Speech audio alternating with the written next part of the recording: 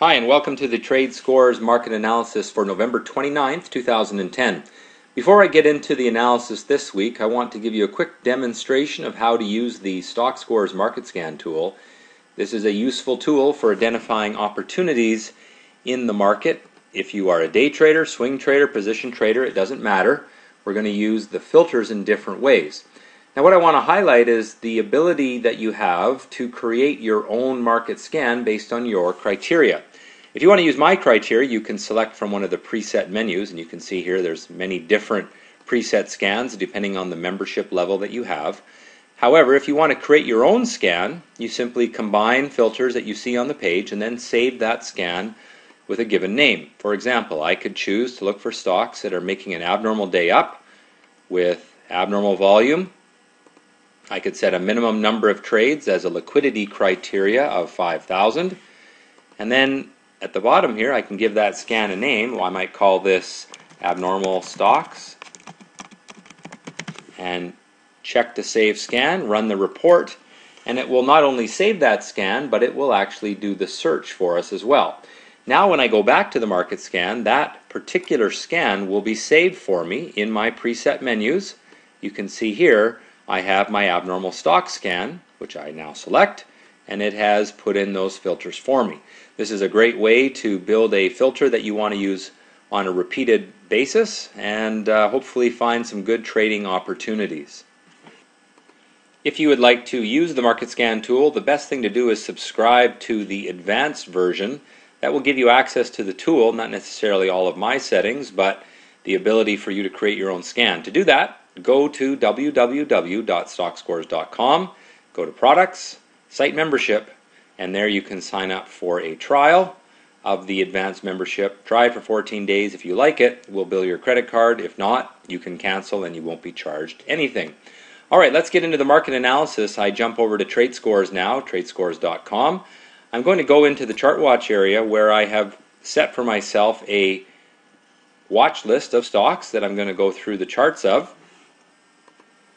Now this week I'm not going to go through each chart that I normally go through. I'm going to shorten the list a little bit, but go through the charts in more detail. Starting us off, this is a chart of the S&P 500 ETF, symbol SPY, and we can see what we have seen for a number of weeks, which is a market bumping up against resistance. It got stuck there a few weeks ago, and that led to a pullback.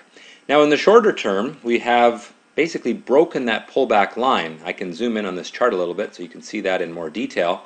There's the 3-month chart, and a few days ago we broke that pullback, so that is a sign that the profit taking from the recent run higher is done.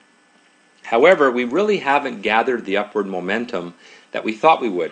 Now this morning the market was down fairly significantly, and we tested support at the lows that have been touched now 3 times.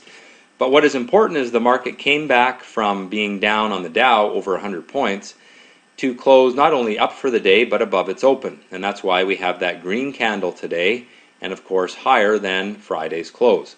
Now that's important because a shift from pessimism in the morning to optimism in the afternoon is significant. In fact, if we look at the 5-day chart, you can see this in a little bit more detail. The market was really struggling on the open this morning, but came back in the afternoon to close near the high of the day and up for the day.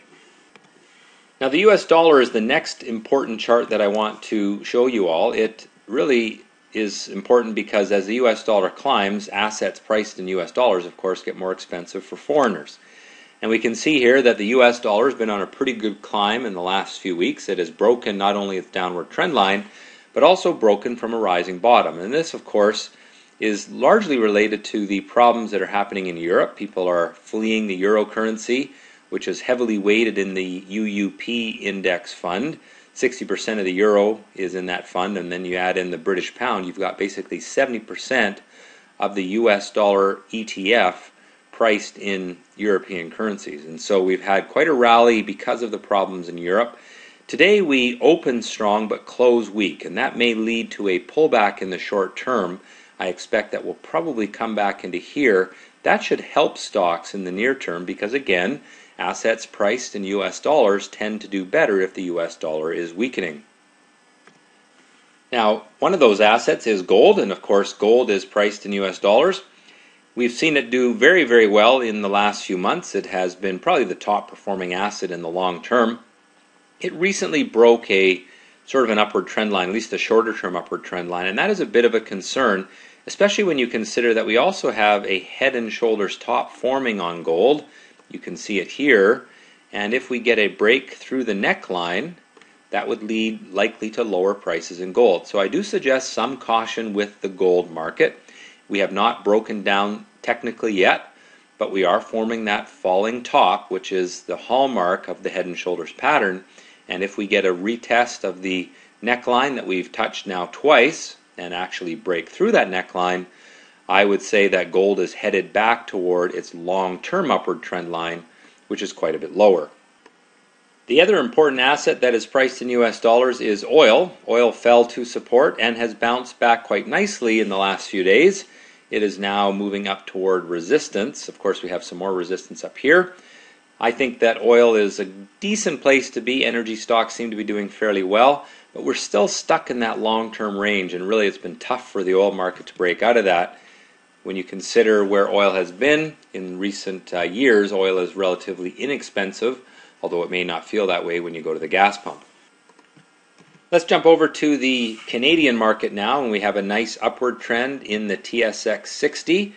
We've consolidated in the last couple of weeks, and I expect that to continue, especially given the weakness in gold. There's many mining stocks based in Canada, but the trend is up, and I expect that we should be able to break out of this little pennant pattern that is forming. However, we should have some caution.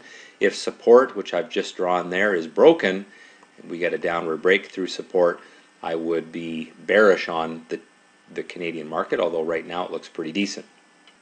The last chart that I want to discuss this week is the chart of the TSX Venture. This, of course, is not a market for the faint of heart. These are largely speculative stocks trading on the TSX Venture market, mining heavily weighted stocks in that index.